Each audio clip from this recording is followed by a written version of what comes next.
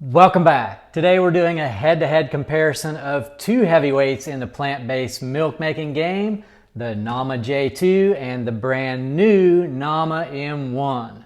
Both machines have their strengths, but which one is the best for making plant-based milks? Let's dive into the similarities, differences, and ultimately my recommendation. Okay, let's get into it. First up, let's talk about the similarities between the J2 and the M1 because they're indeed quite a lot. Both machines are designed to give you the cleanest, most nutritious plant-based milks possible. We're talking no additives, no preservatives, no stabilizers, just pure ingredients that you control. If you're a label reader like me, it's no surprise that the store-bought options that are available, even the cleanest ones, usually have additives, preservatives, stabilizers, and or flavorings. When you're making your milks at home on the J2 or M1, you're in control of those ingredients, keeping out all the fake stuff, and that's a win for your health. Along the lines of a clean beverage, neither of these machines require any heat to process the milks. Unlike store-bought milks that are cooked and pasteurized or other machines that have a heat processing step,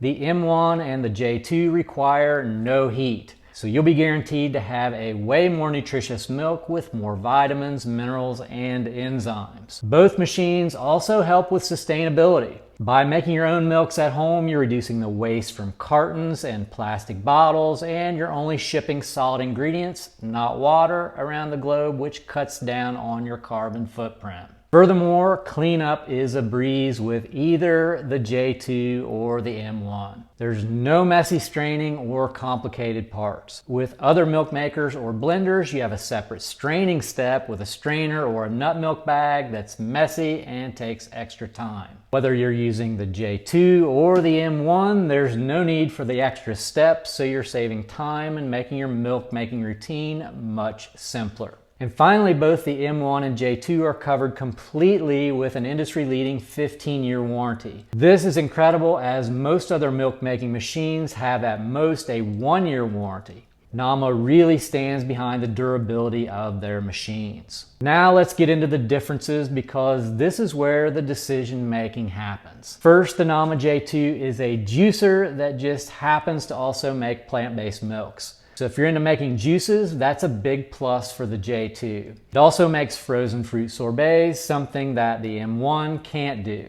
But here's the thing, when it comes to plant-based milks, the J2 requires a bit more prep. With the J2, you'll need to soak your nuts or seeds for a few hours before making the milk. And you'll have to ladle the ingredients in batches while it works. Not a huge deal, but it's definitely an extra step compared to the M1. On the other hand, the M1 is designed specifically for making plant-based milks. No soaking, no extra steps. You just add your ingredients all at once, press the button, and the machine takes care of everything. The two-step process blends and strains the milk in one go with no need for manual intervention. That's a major convenience point for the M1.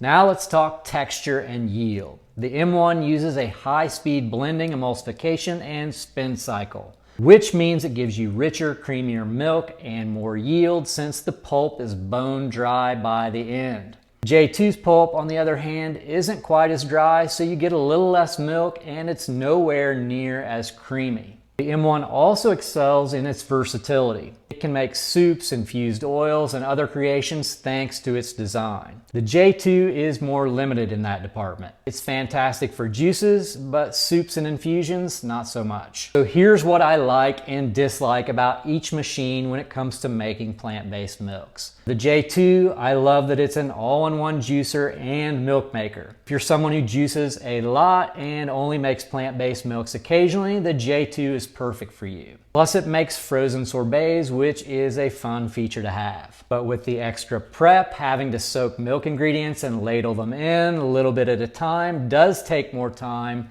and the milk just isn't as creamy and rich as what you get from the M1.